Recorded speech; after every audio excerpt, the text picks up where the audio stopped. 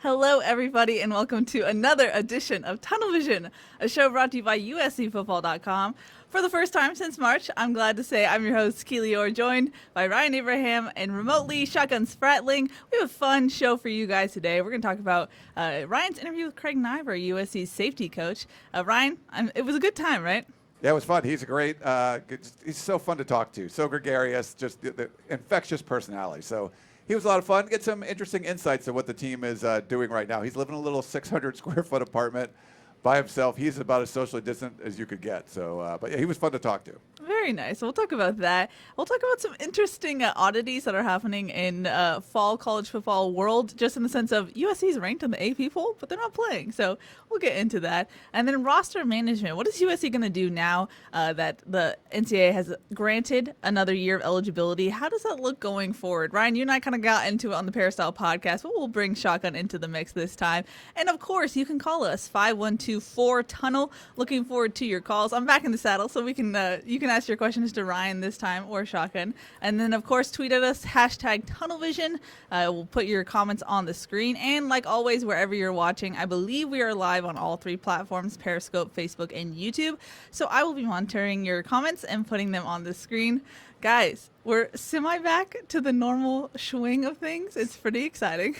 It's kind of exciting. If you want to show the overview shot, you can see like where we are. Like, we're socially distant. I look so brunette. I had to like wipe down everything and like, you know, clean the whole. There was a quick Lysol spray before we started. Yeah.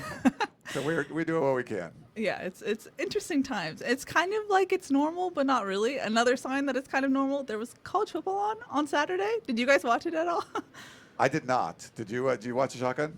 I watched the end of the game. Because it looked like it was, from what I saw checking in just occasionally, it looked like it was a pretty crap game until the end when there was some excitement, which is kind of what you expect because, teams just haven't had that full contact. Everything's kind of been condensed in the offseason a little bit. So you expect some rough games early on, but it was good to see college football back on TV and to see a little bit of high school football as well this weekend on ESPN as well. Wow. Yeah. And Austin Peay, I think their star receiver was out.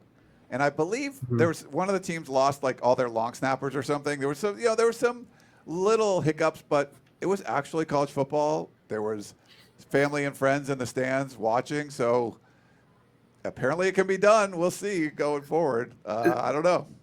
And I said this last week. I think one of the biggest components that we're hoping goes well, but is concerning, is the travel portion of it. And Central Arkansas in particular is a team that they played this past weekend. They're going to play on Thursday as well, and then they have a game a few next weekend after that. So they're going to be moving and shaking, and we'll see how a team like that, how they kind of fare with being able to put a full team out there, because we're seeing with some teams and practicing, and Auburn said that part of the reason they didn't practice for a couple of days this week was they had two position groups really hit hard, and Gus Malzahn just decided it didn't make sense for them to practice.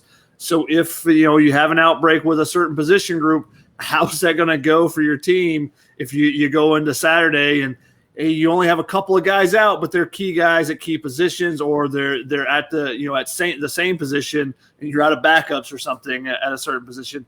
It's going to be an interesting college football season for sure, because there's going to be so many swings like that and stuff. But glad to see him back on the field. Hopefully, everyone is able to stay healthy, and we'll see a full season from three of the Power 5 conferences. Well, that's an interesting thing where you might wish that there's a college football czar. At what point do you, like you said, Shotgun, at what point do you just stop it? If there's so many, like with Lincoln Riley, we can't even field a position group right now.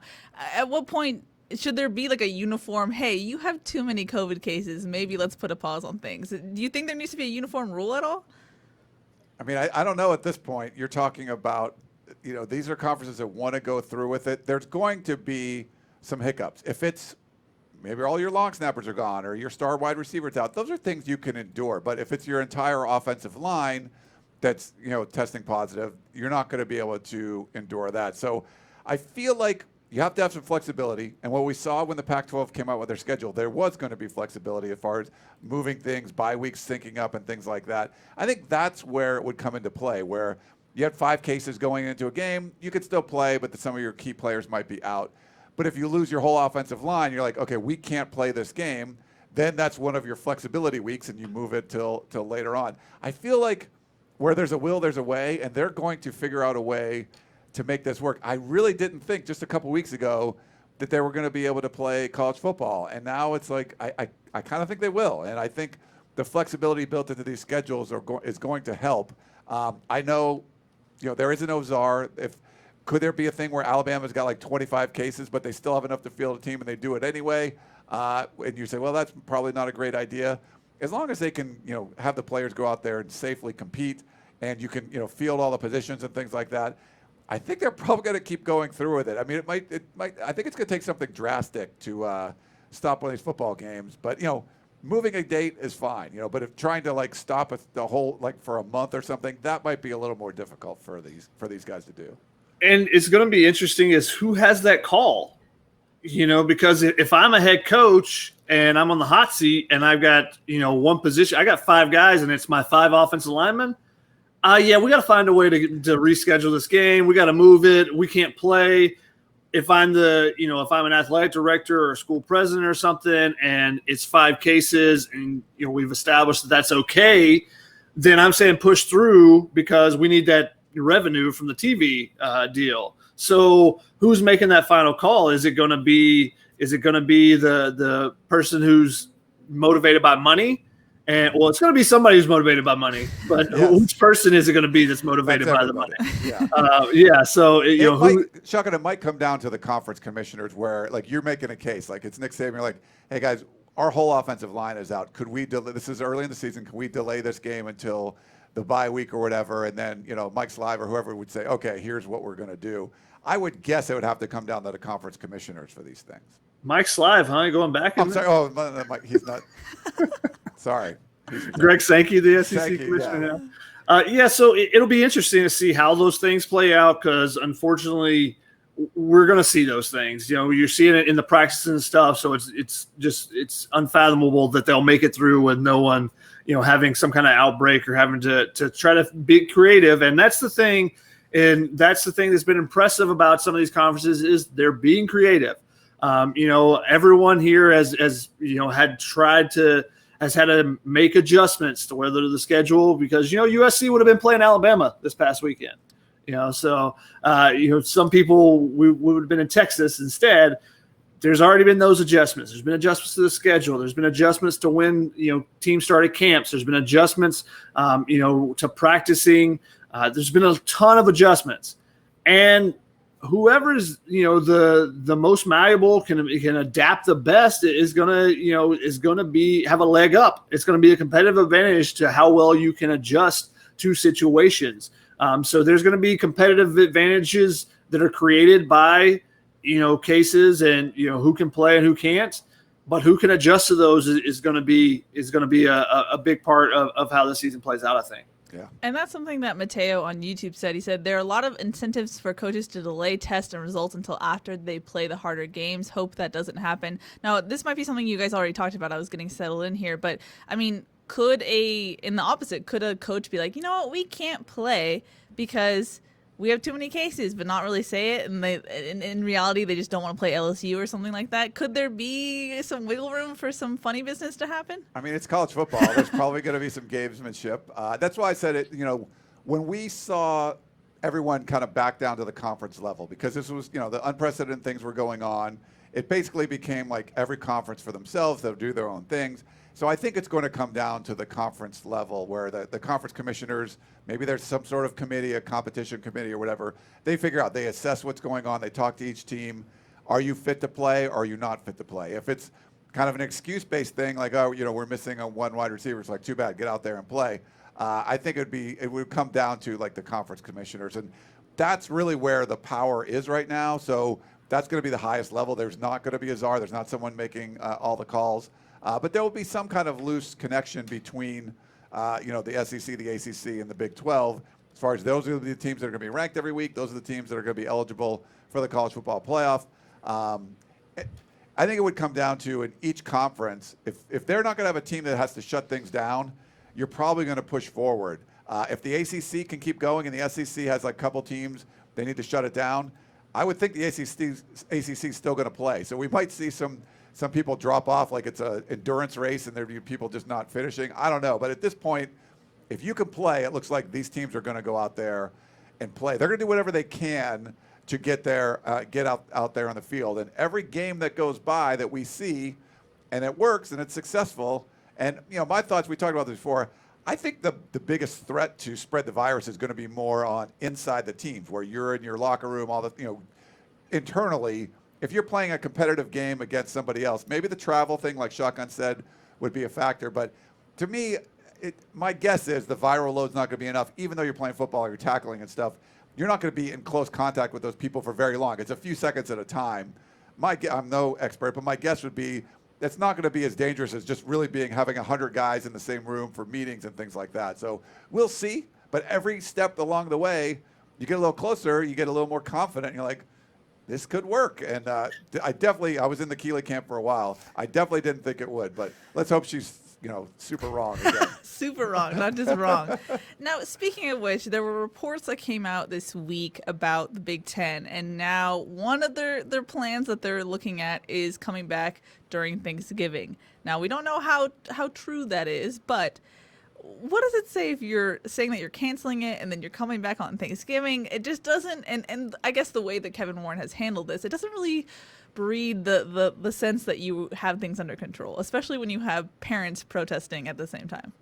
Yeah, the Big Ten is definitely better run than the Pac-12, but the Pac-12 has handled this better. They've made their decision.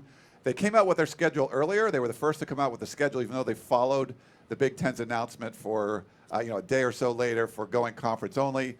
Came out with a schedule. It was very flexible, and they made the decision on the same day as the Big Ten. And I think if you can argue it makes sense or not, but the California schools still can't even practice, so they're not even allowed to have real practices. They would have to get some sort of exemption from the governor or the different counties to be able to practice. Now we've seen those for like the Rams and the Chargers and things like that. So you could have pushed for that, but the way it stands now, local governments wouldn't have allowed the Pac-12 to even go forward with practices. A lot of the big schools, so it still makes sense.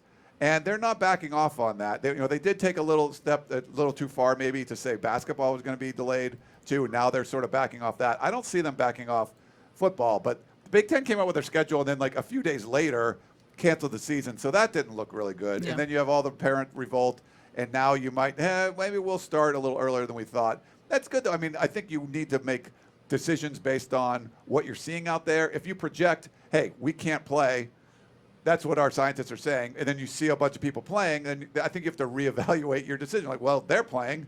What's the difference here? Can we do this safely? Are they doing it safely? If you feel like, they're really putting lives in danger by playing, then you probably would still not, play football. But if you feel like it's okay, I think they could go forward. But yeah, the Big Ten's not looking good at this. Kevin Warren, the new commissioner, he hasn't been very transparent. I think the Pac-12 has been a lot more transparent and made a decision and stuck with it. The Big Ten seems to be waffling a little bit, and that's probably causing more problems than anything else. Yeah.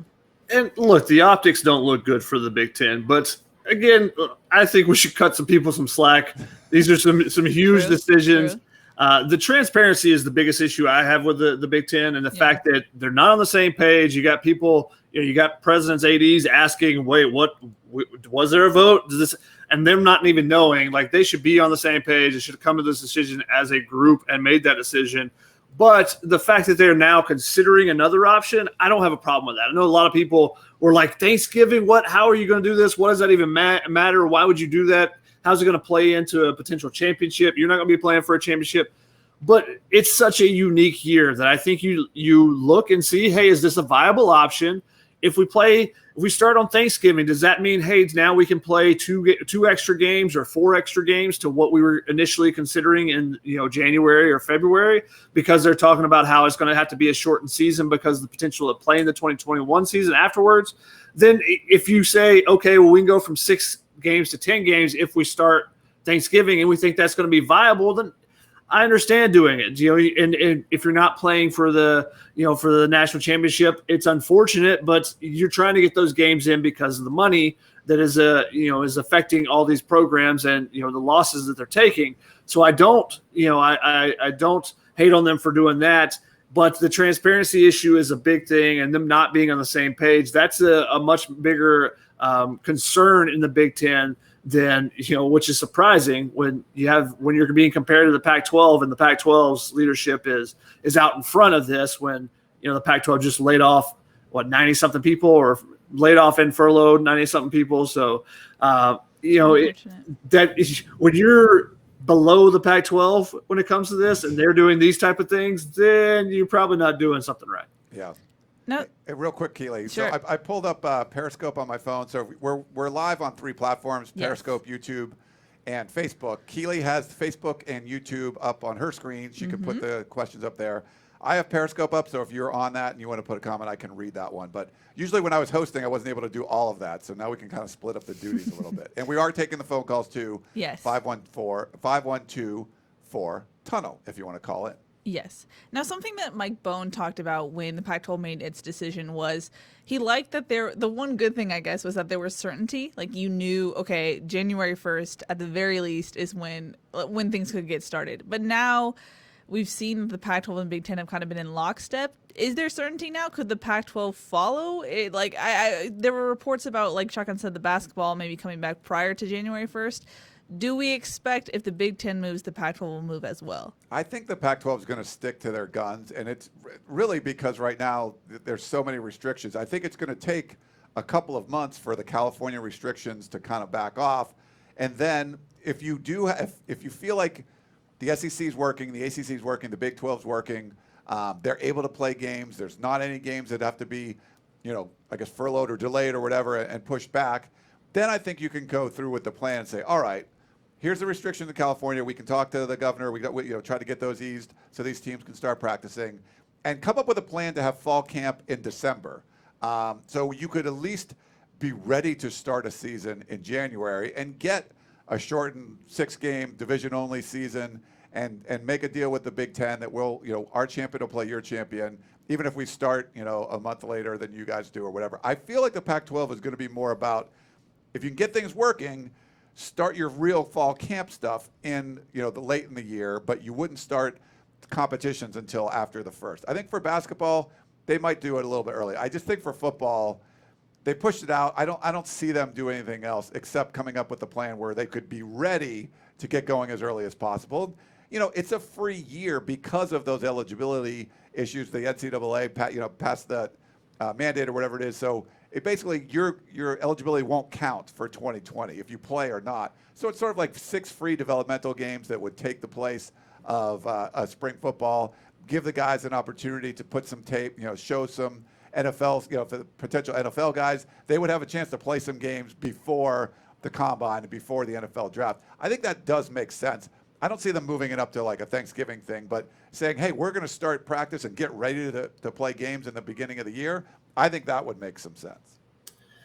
One thing to go with the Thanksgiving idea is if you play on Thanksgiving and you start a season then I think you're going to have less people opting out. The later you push back the season, whether it is January or, if you get to January and decide that, hey, we need to wait till February or March, that the longer you push it back, and especially if the other 3 Power 5 conferences go through and have successful seasons, then you're going to have more players opt out because they just want to prepare for the draft. So that'll be interesting to see. But one thing to keep in mind is the Pac-12, one of the reasons why they decided to push things back to January 1st was because they felt in November, early December, that there would be advancements on the testing front, and that they would be able to have more rapid tests available and stuff. So that may play into how this kind of plays out, at least for the Pac-12, since that was one of the things that was one of the key factors for them making their decision, was based on when they could get the test back and how quickly they could.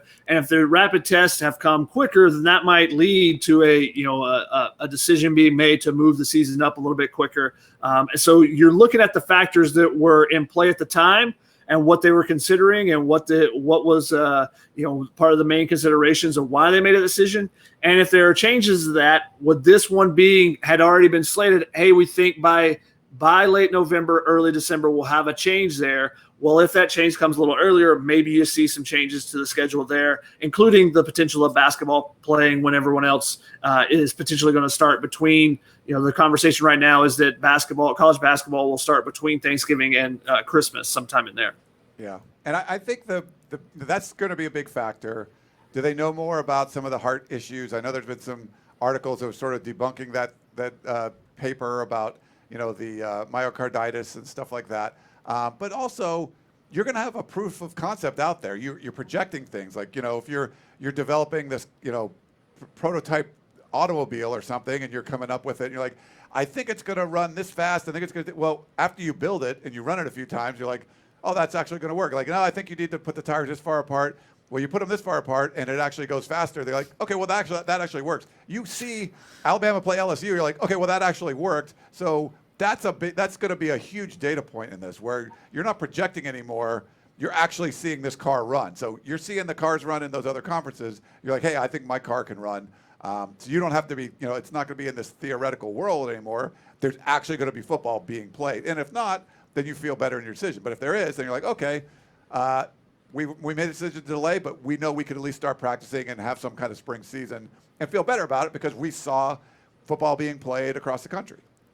That'll be one thing, but also you got to remember the local governments will play a big part into it too. So how those things play out, it's a data point, but it's not, well, they're playing, so we should be able to play because of the potential issue with the local governments and stuff. And Ryan asked, isn't there rapid testing available now? The problem was that the Pac-12 had was that not everyone had the same availability of that testing.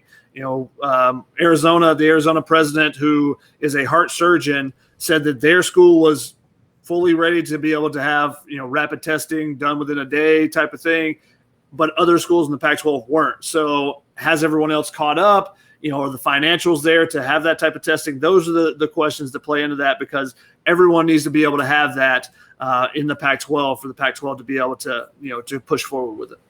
Given everything we just talked about, Guy on Facebook said, what are the odds on playing in January? I think we'll know more in the coming weeks. The more football that's played in the fall, the better chance that football is going to be played in the spring at some point. Maybe not January, but if you're seeing it is improving, it's proving the concept. I think if you had the local governments, like Shotgun mentioned, still, if California is like one of the only states in the union where you can't do some of these things, I think, Larry Scott should be pushing back at this point. Like, look, we're going to go forward and have football. You let the Rams practice. You let the Chargers practice. We're going to handle it this way. We have this much testing, blah, blah, blah. So I feel like if that's all happening and the NFL's working and the other conferences are working, you could push back on local governments if they're still being a little more strict or a lot more strict than some of the other, governments from across the country.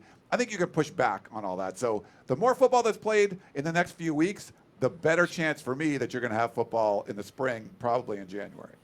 Shoddy?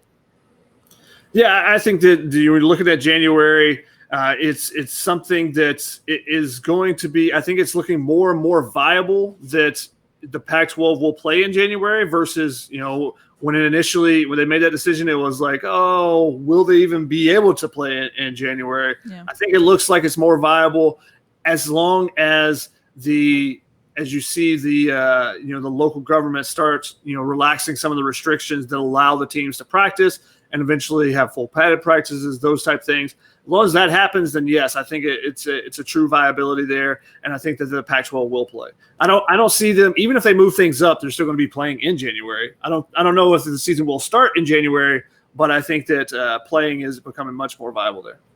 Now, I know you guys mentioned money as a motivating factor, but how much, if football does, if it's able to be played in fall, how much of commissioners just trying to save face would be a motivating factor to get football either in Thanksgiving or January? I mean, there's going to be some of that. There's going to be a lot of pressure on the Big Ten and the Pac-12. The more success that the SEC, the ACC, and the Big 12 have, there's going to be a lot of pressure on, hey, why did you guys cancel the season? We titled this one, Did the Pac-12 Pull the Plug Too Early? And I don't think we know at this point. But spoiler. If you have a really, we don't. I don't think we know. Yeah. But if you are able to have a season, I think the Pac-12 had really good arguments for doing what they did. I think better ones than the Big Ten did. But I don't think it would preclude you from doing something earlier on in the spring. You're seeing these other conferences kind of prove things out. You're like, hey, that's something that we could potentially do. But yeah, I think there's pressure on these conferences. But talking to people at USC, you could save a lot of that revenue if you get some kind of TV money in the fall, in the spring, even if it's just 5 or 6 games. It's a great opportunity for your seniors that maybe get some extra tape, and they could do that before they would go to the NFL Combine and the NFL Draft and their pro days and all that kind of stuff. And just, by that, you might be able to put some fans in the stands and get some more money, revenue that way. So I don't think it's a money grab per se. I think it's a good thing for the student athletes that they get a free year anyway. If you get some games and it's not that many and it's early in the season, it's sort of just like spring football. You missed the season before. I think it's a win-win for everyone if you're able to do it safely. And like I said, if the SEC can play, I think you're proving it out that it's okay. You can figure out a way to make this work, give these guys an opportunity to play some, do it safely, and then have somewhat of a potentially normal 2021 season later on that year. I don't think the commissioners are worried. Kevin Warren might be worried about saving face a little bit more. I don't think Larry Scott has a soul, No. So Wow, shotgun. Soulless. I mean, they're until the Pac-12 moves out their headquarters out of ridiculously expensive rent area in downtown San Francisco. Then when are you going to believe that anyone in that management and at the top of the Pac-12 has a soul? When you're pushing everyone else out of jobs and having to lay people off and furlough other people, but you're like, but this is a great location. It's a great location for this. The Pac-12 footprint could lead you to go anywhere else with that. Even if you come to LA, the rent is cheaper and you can find a cheaper area in LA, or even moving outside of the downtown area in the Bay Area. I mean, if you go to Oakland or something, the rent becomes a lot cheaper there, but no, we're more concerned about staying here in this central location. And that was one of the things, like listening to some of the stories of the Pac-12 people. And obviously I know some people that work for the Pac-12 network. I think we all do. But listening to some of the people's stories about how they were, commuting an hour to go into work and really enjoyed it and stuff. Well, if they need to commute an hour, why don't you move if most of your employees are having to commute because the rent's too expensive for them to live there, then maybe you can move the actual network outside to where the rent's cheaper and it'll be, easier commutes for everybody as well. But no, that's too much. I think Kyle Bornagora tweeted out he was it was not the operating expenses. It was whatever, like it was more than the rent, but it's just like the cost of doing business where the conferences do it. The Pac-12 was $8 million a year. The other 4 Power 5 conferences combined were like $1.5 million. Yeah. So it's so much more expensive for the Pac-12 to do business, and they pay Larry Scott more than anybody. So yeah, did you need to lay off 90 people, or could you have cut Larry Scott's compensation in half and saved a bunch of jobs? Like it's not a good look for the Pac-12. Yeah, not at all. Now, to circle back to something we were talking about earlier, an interesting wrinkle is what USC, the university, is planning on doing for spring admission. And as far as do they have more people? Right now they're remote, but do they continue remote? Because USC this week announced that 8 people were COVID positive, or 8 student athletes were COVID positive, and that matches the higher increase for students that are testing positive. The interesting thing is that USC essentially went 5 weeks without a positive COVID test with its student athletes, and then suddenly doubled it in less than 1 week. So it shows that there's a higher community spread just because students are living off campus. But if USC decides to have students back, I don't even know if the county will let them, but if they do in March, does that impact how much you can do as a football team, considering that you could have a higher spread in itself?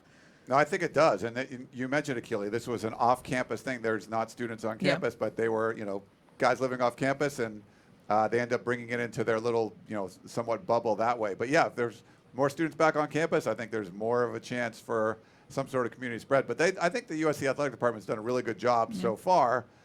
They had a few more cases and they shut down their workouts. And a lot of people ask about the workouts. Why are they practicing? They're not even in season. They're still doing their extended off-season workouts, and they're trying to get ready. If they are allowed to start fall camp at some point, they're kind of getting ready for that still. They got 12 hours a week they're allowed now by the NCAA. So they're still practicing in small groups. They're not allowed to practice in bigger groups, but that's what they're doing right now and kind of getting ready. So if you shut down a workout for a couple of days, it's not really that big of a deal, but it's something that's, keeping the student athletes, giving them an opportunity to stay fresh. They're still taking their online classes and doing workouts with their, in their little pods. Yeah. One of the interesting things to me is, we're talking about this with the student athletes kind of, getting it out in the community, the campus community, the extended campus community is, how do schools try to police this, try to harness things when you have so much off-campus housing and stuff? It's not like you can go to everyone's apartment and say, no, you're not allowed to leave, or no, you're not allowed to have people over when people aren't technically on campus or in student housing. So I think a lot of colleges are going through this too, is, how do we, what can we do to help, push it through to students like, hey, you need to be following these rules and stuff and not potentially harming, or infecting all your classmates if you potentially get it and then come to class, or, however, because some schools are, having full in-person classes and stuff, and then others are having to shift to online. Some have started online and now are looking at, hey, if things are going well, can we open things up? There's a lot of different approaches to this, and I'm sure that schools are looking at it and going, what can we do to try to minimize risk as much as possible? And it's hard to do when you have a lot of a community that's based off campus like USC's is, where there's not a ton of actual student housing on campus. Mm-hmm. I mean, it's still in a lot of USC groups, and apparently some of the students wanted to call DPS on some parties, but DPS won't respond to it. So if you want to, you have to call LAPD to get things shut down. So apparently USC is kind of taking a hands-off approach to off-campus things, which I think makes sense, because how much jurisdiction do they have on people just doing things off campus? Not a lot, And that's the hard thing there. And, if you're the LAPD and you've got, there's social issues and stuff going on and there's just a lot of other things that are going on in the world right now, then it makes it very hard for the LAPD to prioritize, shutting down a campus party or something, or an off-campus party. So you would like to see in a situation like that where the DPS at least tries to do something, it tries to be a mitigating factor, but it's hard for the school to be able to just put their foot down or anything when, like I said, that a lot of the students are living off campus, even if they're not coming to class. Mm-hmm. And something to note too is that USC initially got USC's athletic department initially was alerted to 3 positive COVID tests before they got the 8 total, and they had already thought, okay, we're pausing workouts. So it's not going to be like a Lincoln Riley scenario where USC has multiple positives whenever they do play, and then they're going to keep playing. They're going to shut things down and do things correctly in that sense, if you will.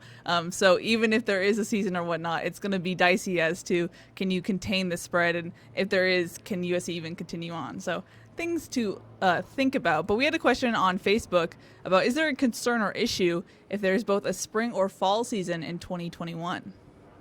Yeah, so that comes up a lot, that people are worried about you're going to play twice. So for me, I don't have an issue with replacing, and I think I forget, I think it was the Purdue coach that came up with was it Braum that came up with a plan to do a spring football season where you'd actually have less padded practices than you would if you had a regular spring practice session and things like that. Where if it's a shortened season, and I know some people don't want to hear anything about spring, they don't think you could risk injuries. There's things like that, but there's an opportunity to play some games early on, and your season might be over by March, where where spring football would have ended. Something like that, I just don't see that big of an issue with. Maybe it's April, but that's usually when spring football ends. Then you have the same amount of time before fall camp. And is 2021 going to be quote unquote completely normal, or is it going to be another maybe conference only type of season again? We just don't know at this point. We have to wait and kind of see. But planning for something that you could do, I think it's feasible to play a shortened spring season and then something close to a regular season in 2021, or in that ballpark, that maybe even starts a little bit later. I think that's feasible. It's not like you're asking them to play one season next to another back to back. You're essentially replacing spring football with some football games that you didn't get to play in the fall. So I know there's people who don't like it. I've always thought it would be feasible. I think that when you look at it, there's opportunities and ways to make it work. Now, are you going to play a full 12-game season in the spring and then a full 12-game season in the fall? No. That's not going to be feasible logistically. So I think that you're looking at different ways to go about it.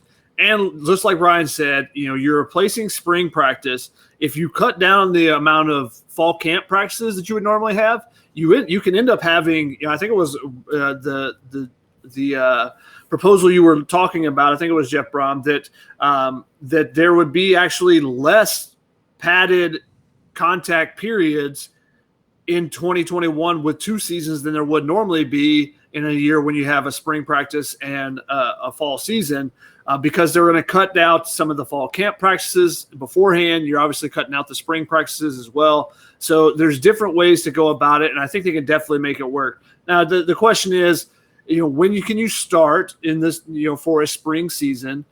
How long do you make it? How long does it last? How much of a break do you have in between? I think that's a big question, because if you need to push the season back on the other side, the fall 2021 season, you can do that as well.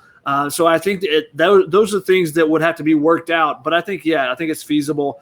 I've never had as big of an issue with it, because we've seen where players play in the fall and then are play in the spring and then play in the fall with XFL teams and the NFL and different things like that. Do you want it to be common? No, but I think you can definitely make it work. Something that Coley wanted to know is that if and when USC does play, do they add out-of-conference games? I guess the Pac-12 in itself, do they add? I mean, it wouldn't be this spring, but that would be the question for the 2021 season. You got to see what you do in 2020. Like, what does the fall season look like? Is there a spring season at all? Is there no season? They have to shut it down after week 1? We don't know. But if you have a somewhat regular fall season for the other conferences and maybe a shortened spring season for the Pac-12 and the Big Ten, I think there's the potential to play out-of-conference games in 2021. If it's not anything near normal, 2021 might also be a mostly conference-only type of situation again. But too early to tell. We got to see what happens with 2020 first. But the better 2020 goes, the better chance of 2021 being quote-unquote more normal. Also, so if things are going well, who's to say that USC can't play Notre Dame in the spring? I mean, why is North Dakota State allowed to play a game in the fall just as a showcase game for Trey Lance and then have a full season in the spring? And now maybe it has to do with the FCS versus FBS and the scheduling there, but you're looking at who was Austin Peay. They're playing 3 non-conference games now, but then they're going to play their regular season and potentially in the spring. Like, how does this? Who's making the rules on the scheduling? I don't know. I don't know the answer to that actually. So if it's feasible and things have gone well in the fall, who's to say that USC can't play Alabama in the spring? Who's to say? Who says that? Oh no, you have played a fall season, so you're not allowed to play in the spring. Are you going to say that when you've got FCS teams, you got teams that are doing that right now? Well, who's to say it?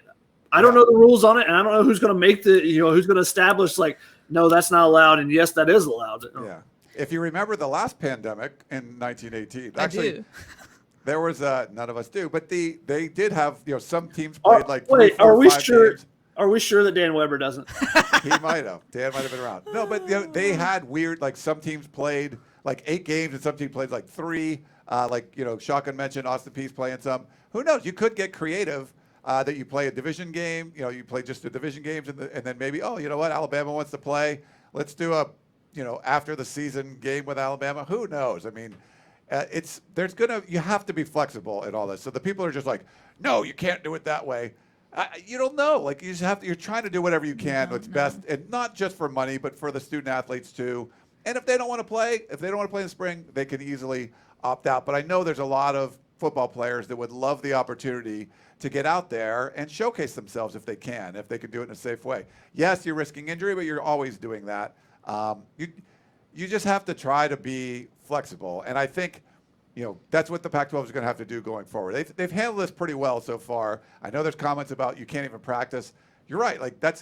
I got no issues with them canceling things because you can't practice. But if you see other states and other conferences playing football, I think that you can go to the state governments and be like, hey, look, we want some kind of exemption. What you did for the Rams, what you did for the Chargers, let's do for us, and we're going to do it this way and keep it safe and give these guys an opportunity to play if they want to. And the guys that don't want to, they can opt out or, they don't have to play. But no one's going to lose their scholarship over it. But there's a lot of guys, I think, that do want to play. I guess just to be devil's advocate, what is the incentive to play if you could risk injury and you're not really playing, quote unquote, for anything? I mean, you are. I'm just wanting to throw that thought out. Yeah, I mean, there's going to be a bunch of seniors on the roster that, do they even want to stick around for another year? They won't count towards the scholarship limit, the 85 scholarship limit. If you're a guy like Jordan Iosefa, you haven't played for. Do you want to get out there and show what you can do? I think so. Does he want to necessarily come back and play in 2021? I don't know, maybe not. But if he gets 6 or 7 games in early 2021 for the spring, and he doesn't have to play, come back and do the whole offseason for that, he might want to do that too. I think at least you give these guys some options, and you need the flexibility. You want to have some options there, and I think it'll work. The fans would love to see it. I think the student athletes would like to play. I just think you want to give them an opportunity if it's safe and you can do it. And a lot of people, to what Ryan said, a lot of people just assume that every student athlete wants to come back and play an extra year. Some people just want to go ahead and start with their life. It's a little bit different example, but I had a teammate in college who was an All-American. We were a Division III school, so, not as talented as, any regular school that we're talking about here. But he got offers as a baseball player to go to the minors.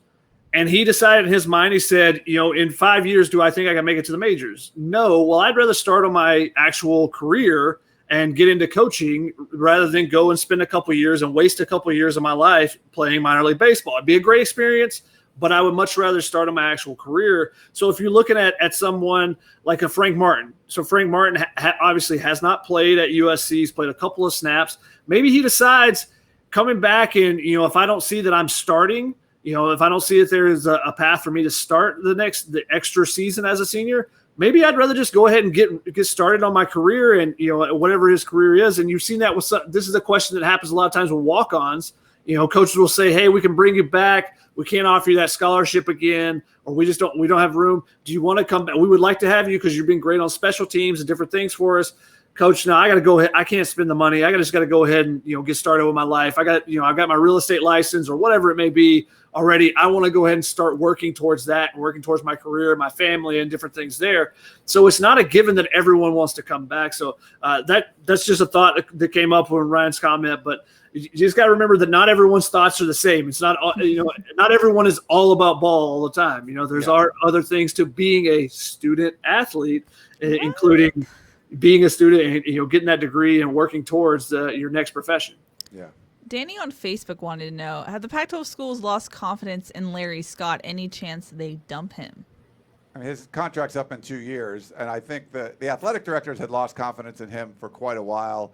He pretty much shut them out. I think I think he's changed a lot, and he's opened up more to the athletic directors. But it was the presidents that really were keeping him employed. Now there's, I think, only 2 or 3 presidents left that brought him in.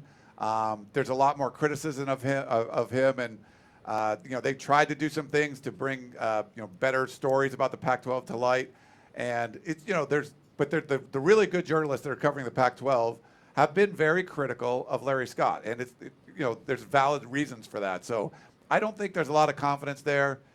It's probably going to be a situation where he's not going to be renewed. My guess is he's not going to be renewed. Does he leave though before his contract's up in 2022? Hard to say, but maybe something next year. The COVID stuff might have delayed things a little bit.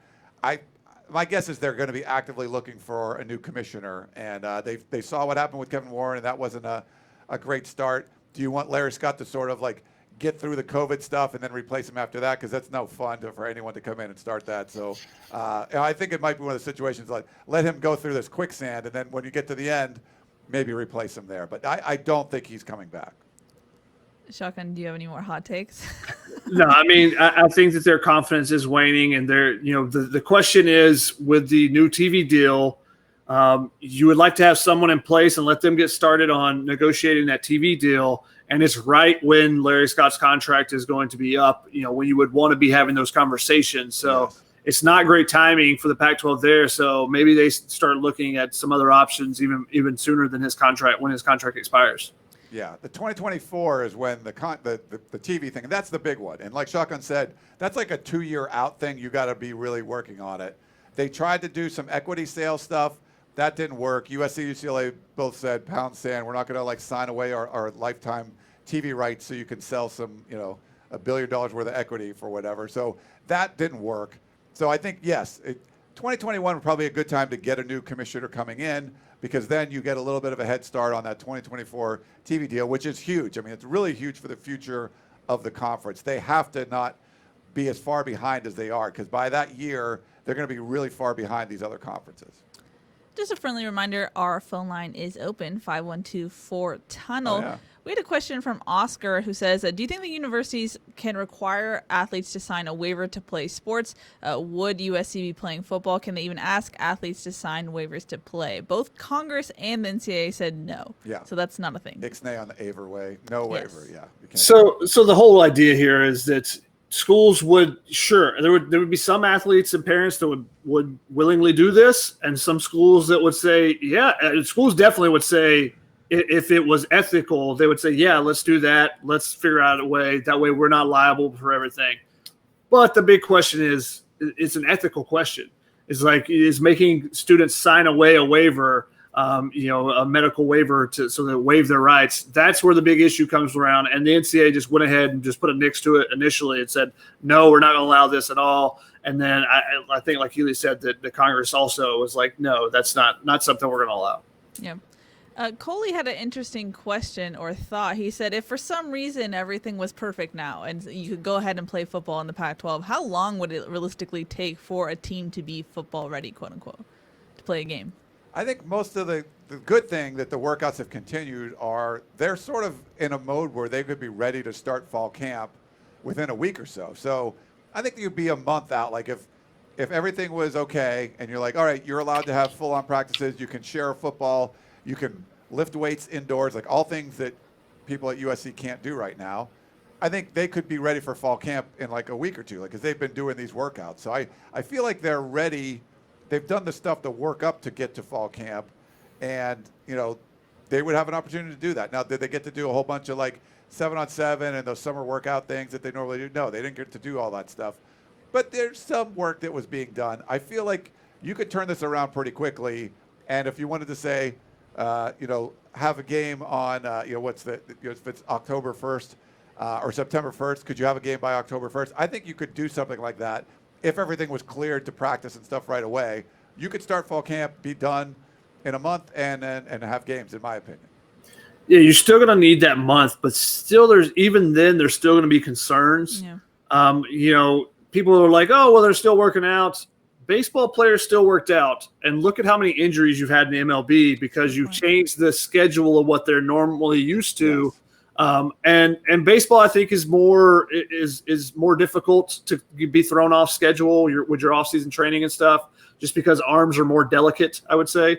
But you've seen a ton of injuries in baseball, and it's not just pitchers' arms. That's been one of the biggest cases. But you've seen a lot of players, have hamstring and those soft tissue injuries and stuff as well. And that's a big concern, I know, for coaches and stuff. And I think it's going to be a concern for the schools that are playing now, because, how much they were thrown off a little bit during there, but especially when you get to a November or potential spring start is, can you ramp back up in the same way that you have done previously so that the body is used to it and you're ready to go? So you definitely need at least a month, but there are still some concerns there even after that. Yeah. I believe in June, when things were like kind of ramping up, coaches were saying they would want 6 weeks. So I think that's the sweet spot if you could. But obviously, But they weren't working out then. That's the good thing is True. they have had workouts. Mm-hmm. But yeah, I think it'd be the longer the better. So I don't think they'd want to have a game October 1st though. I think it would be still early January or something. The earliest you'd want to do it. So it would give you more of a lead up that you could have a few more weeks to get ready for a fall camp that would start in December or whatever it is. So, yeah. But if you had to, like, gun to your head, they could probably start playing games in October if they could start really practicing tomorrow. Now I'm going to make a hard switch right now for a question from John on Facebook. He says, any updates or thoughts on Jake Garcia? Recruiting. We have some War Room stuff if you want to check that out. We had some War Room stuff on Jake Garcia. I believe the last 2 weeks, he's been included, as well as Gerard just did a recruiting rant podcast. So if you check that out, I'm sure the topic of Jake Garcia comes up in it because everyone wants to know about Jake Garcia right now. I think just looking at it from a hovering over top view is that it becomes much more feasible and easier for Miami to recruit him because Miami is the big school that is in consideration here to potentially flip that commitment when he's much closer to Miami. Miami doesn't have to, if recruiting is allowed where coaches eventually are able to go and visit and, see kids and stuff play. And the fact that he's closer he could potentially make a drive to Miami and go visit them, whether it's unofficial visits, as we're seeing with some schools where kids are just going and walking around the campus and stuff. A lot more feasible when he's, I think it's like a 5-hour drive away or something versus being across the country. So yes, it makes it more alluring when you're playing close to it, because obviously Jake Garcia, if anyone doesn't know, is now at Valdosta in Georgia playing for them. Yeah. Plus, Miami's potentially going to be playing football, and USC won't. So there's some opportunities there. But still looks good. I think USC's, still in really good shape for him to sign with USC, unless something weird happens, which most certainly will. And it's good for Miami because they can show, their offense and be able to showcase what they can do a little bit more. Whereas he's seen USC's offense. USC didn't change a bunch of coaches on the offensive side or anything. So I think it's easier sell for USC or easier sell for Miami to be able to play and show him where he would kind of fit in. Shotgun, I don't know if you are in your rapid fire swing these days. Are you? Hey, real quick though, Keely, about we wanted the Craig Naivar stuff. Just if there's any kind of questions that you guys had for that, but it was interesting to hear what he had to say about these off-season workouts and how he's working with Dante Williams and Todd Orlando in their scheme. Sometimes he's going to throw 5 safeties out there. He was I would go check it out. It's up on our YouTube page. It's up on uscfootball.com. The full interview with him. So it was our lunch with a Trojan we had earlier in the week, and he was great. So it's someone that you want to be excited about. Some of the new assistant coaches. He's certainly one I think you would want to be excited about, and check out that interview. We'll put some other stories kind of along with it too. But the AP poll, we talk about that, and then we can get into some rapid fire stuff. Sure. Preseason polls make no sense, right? They don't make any sense. This makes the least amount of sense. So there's a couple weird things. One, the coaches poll, you have coaches vote on that. What's really the SIDs or ADs that do it.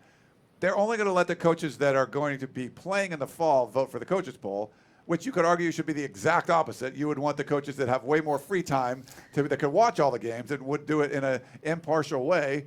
They should be the ones voting on this. And then for the AP poll, they're ranking everybody. So USC is ranked number 17. Oregon's ranked number 9. I think Utah's the other one. They're like 22 or something. 3 Pac-12 teams. So they're ranked in the preseason poll, but we know they're not going to be playing in the fall. And we know that the College Football Committee is going to be making a selection from the teams that are playing in the fall. So there's probably going to be a short-lived ranking. All these teams are going to be ranked. Ohio State's number 2, then they're probably going to drop out of the rankings in week 2 or week 1 or whatever. So it's just baffling. Doesn't make any sense. Rankings don't mean much anyway, but I have no idea what the thought process was behind that.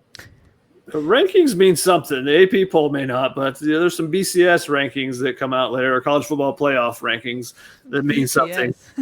So some rankings do matter. It's going to be interesting, if the schedule that is now and the 3 Power 5 conferences play now and the 2, the Big 10 and Pac-12 play in the spring.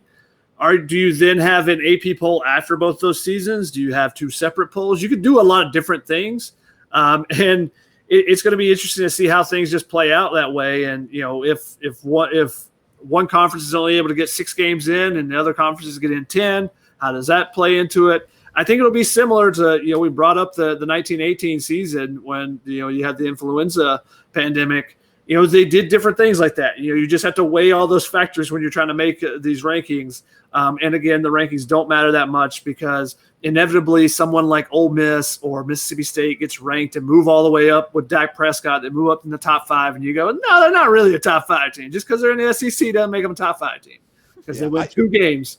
I do like that though, Shotgun. The only way the AP poll would make sense is you have the preseason AP poll, then it shifts to the fall and all those teams drop out.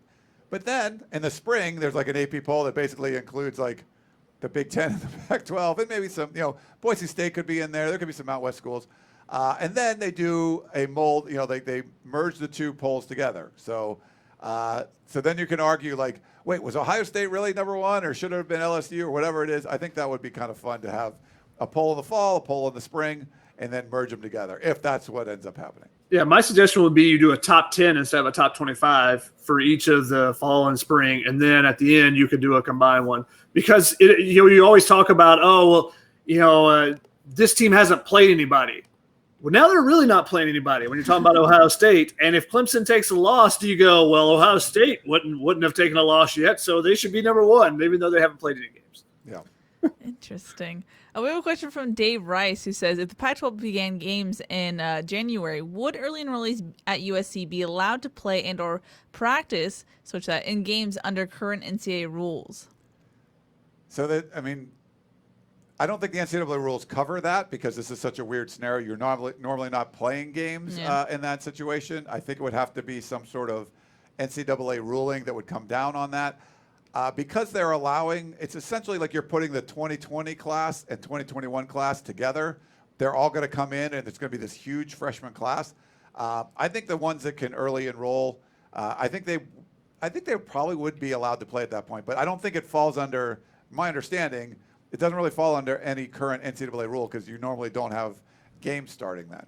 So this is a question I've actually had, and I haven't been able to get a solid answer on it.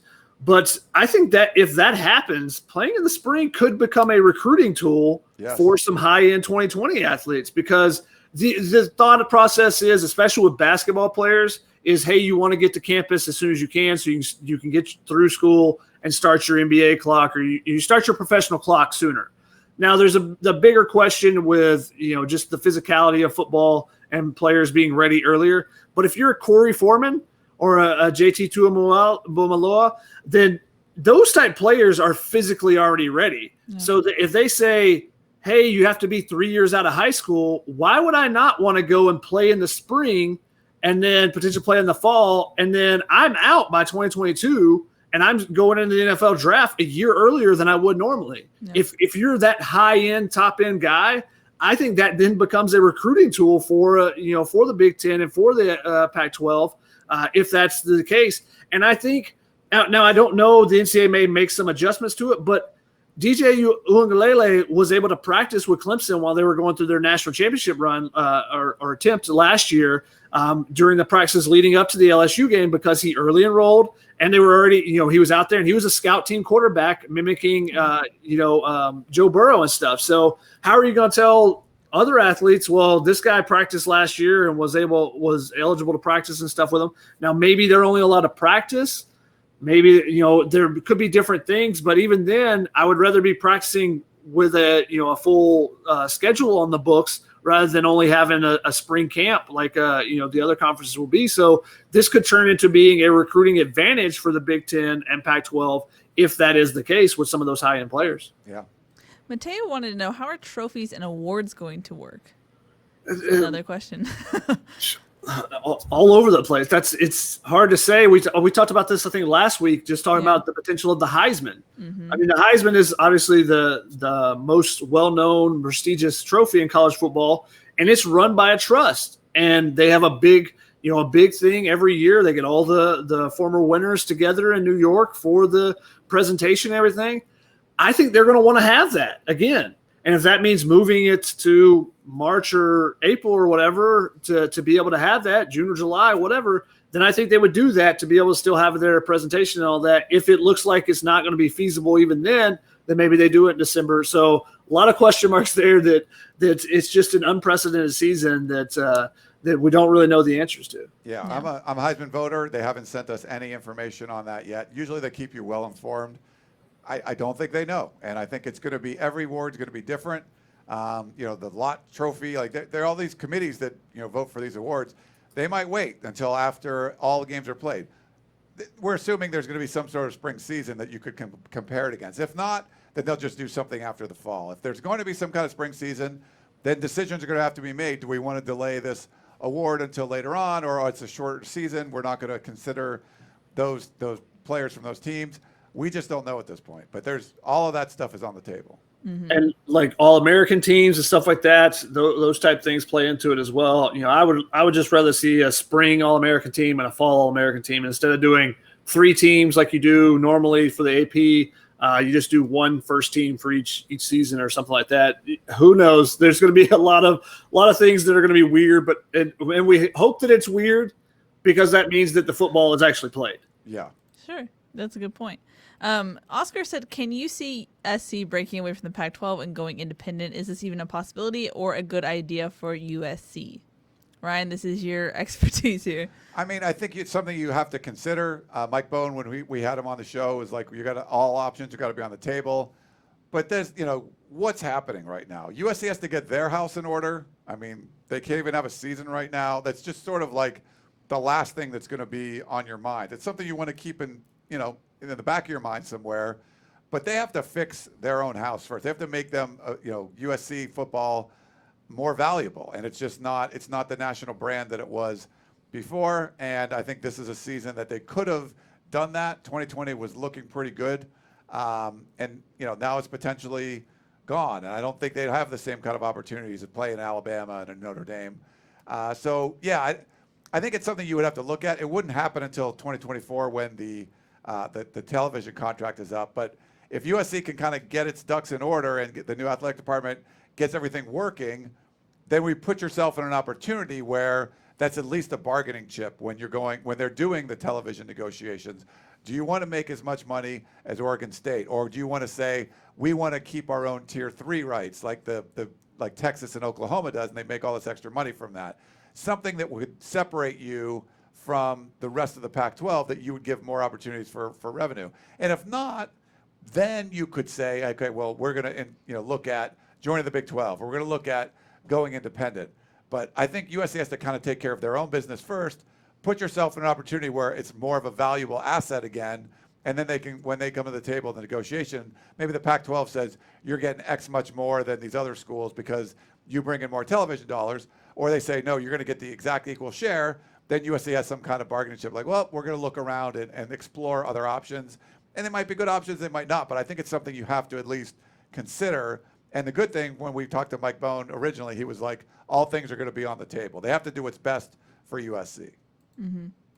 I have a couple more questions, and then to go along with that, Bobby asked earlier in the show, he asked, might we see conference realignment? And, with the way things are playing out, and maybe, if you're in Arizona and you don't like the way the Pac-12 has made these decisions, or the Big Ten, if you're Nebraska, do you suddenly decide we want to consider looking elsewhere because of how these things have fallen out?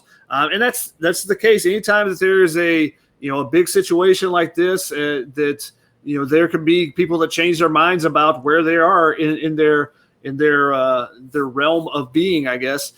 Whether it be if you're something happens at work and you decide that, maybe my boss isn't so great, maybe I want to look elsewhere. That's kind of what you could potentially see with some teams or some schools. Maybe they decide to look elsewhere. So conference realignment, you might see some movement for the first real time since the Big 12, the changeover from the Big 12 and the Pac-12.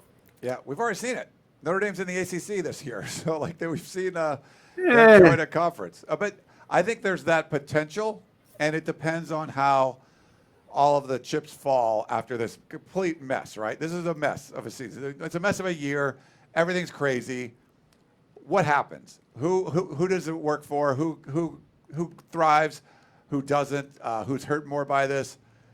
What conferences look good? What conferences look bad? We don't know. But when the dust settles, then I think there's some opportunity. What we do know is when there was an issue at the top, the power came back down to the conferences. So I think this is one of these things where the conferences are even more empowered. I don't see someone stepping in and making like a Super 64 group and putting them all together.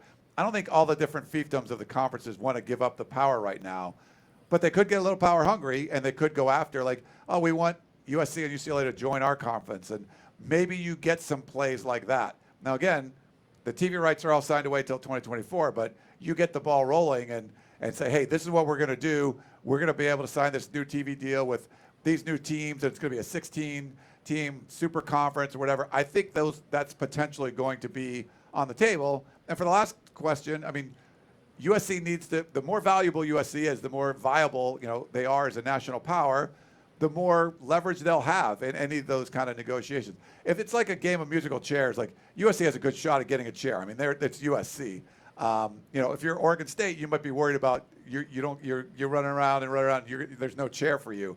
There's going to be a chair for USC, but you want the best possible chair possible. And I think that's, if USC can get their ducks in a row, give themselves a better opportunity to get the best deal they possibly can. If it's in the Pac-12, if it's independent, if it's joining another conference, if it's going into a super conference, whatever it is, you want USC to be in a great position to do that. So they have to take care of their own business first. Sinke on YouTube says USC stock is down right now. He wants USC to go independent, but he says USC has no juice right now for media deals, which is kind of what you're alluding to, right? Yeah, I mean, the more juice you have, the better. It would have been easier to do it in 2005. It would have been a lot easier than right now. But there's still a lot. USC is going to get the benefit of the doubt no matter what. Would they lose 5 games last year and they're still like number 17 in the country? Yeah, so that's the USC way. So you have advantages being USC, but to get the kind of deals that you would want. And Notre Dame, they have their own deal with NBC, and I think Pete Sampson wrote a story on this. They actually don't make as much money as they would if they were in the Pac-12, but they value that independence. USC doesn't need to value that independence, but if they could make some kind of deal with Notre Dame where they get a better NBC deal because they have 2 teams to cover instead of 1, I mean, who knows? I think those options are on the table. You have to look at that. But yes, USC needs their stock to be going a little further up to give themselves the best opportunity. So the last couple questions I have left, unless you have something, Shadi, was about USC's current players, their current roster management. A lot of people wanted to know opting out. Of course, JT Fele was the first to opt out. Do you see anyone coming down the pipeline to opt out? And then do you see anyone transferring? I saw those questions as well. First off, our thoughts are with Jay Tufele's sister, who has COVID. He started a GoFundMe page for it. They talked about it a little bit because his little brother was playing on ESPN yesterday, Bingham. But thoughts with her and the Tufele family. Hopefully she gets better, and the Jay's not having that be a burden for him this offseason as well. But yeah, Jay Tufele, he checks out and is going to go to the NFL and going to prepare for the NFL draft. Yes, I think we're going to see some other players consider that. I mean, the simplest one, and we talked about this last week more, but I did a piece on the players that would have a spring season decision to make, and I think the simplest one is Amon-Ra St. Brown, because I don't know what else he has to prove at the college level. So I think it's more likely that someone like that is going to make a decision to skip a season, the potential of injury, if they've already proven themselves. So guys like Amon-Ra St. Brown, maybe Tyler Vaughns, what do you have left to prove? There are certain things each of them have, and that story, if you want to look it up, I talk about the things that each player can still prove and to improve their stock. But, then you're going with the risk assessment. So those 2 receivers are probably at the top of the list. But there's some other players definitely that are considered. The transfers are the more interesting one to me. And that mainly because you've seen Colin Schooler committed to Texas Tech today, who was Arizona's leading tackler the last 2 years. He was second leading tackler as a freshman. A huge impact player in the middle of that Arizona defense. He and his brother both decided to grad transfer so they could play right away. They don't have to worry about trying to get a waiver or anything. As a grad transfer, they could play right away, but they wanted to play in the fall. Is there anyone on the USC roster that would want to do that? Is there a Jordan Iosefa or someone that is a redshirt senior, a Tyler Vaughns that is graduating or has their degree? Those type people are the ones that potentially could do it. So I think those are the bigger questions. We haven't heard anything as of yet, But those are the ones that I would keep my eye on. Those ones might surprise a little bit more than the NFL decisions. Yeah, and I think when we talk about potentially playing in the spring, that would be something to mitigate the potential for grad transfers going somewhere else. So Colin Schooler's going to go play at Texas Tech because he can play right away. If he knew there was going to be 6 or 7 games in the spring before the NFL combine and stuff, would he have stayed? I don't know. Who knows? But that could be a factor too. The sooner they figure out, hey, we're going to really play in the spring, that might change the minds of some of the potential grad transfers that could leave the program. There's also this weird possibility of reverse transfers. If you play in the spring, someone's injured right now, is not able to play in the fall.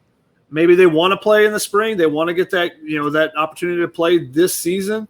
This split schedule is just going to create so many different possibilities. Box, yes. So many different possibilities, and that's one of them. Maybe you get some reverse transfers where someone was injured or they were just behind someone and they didn't get in, and they decide after 2 or 3 games and they're not playing and say, Coach, no, I'm done. I'm going to look for somewhere in the spring where I think I'll actually get playing time consistently. Right. Mm-hmm.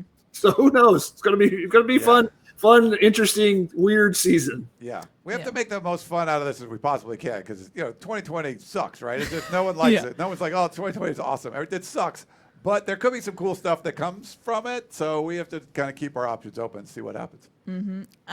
We have one more question. It's from Danny, and he said, depending on where the Pac-12 goes and when they play, would the We're United group cause a potential problem for the season to continue?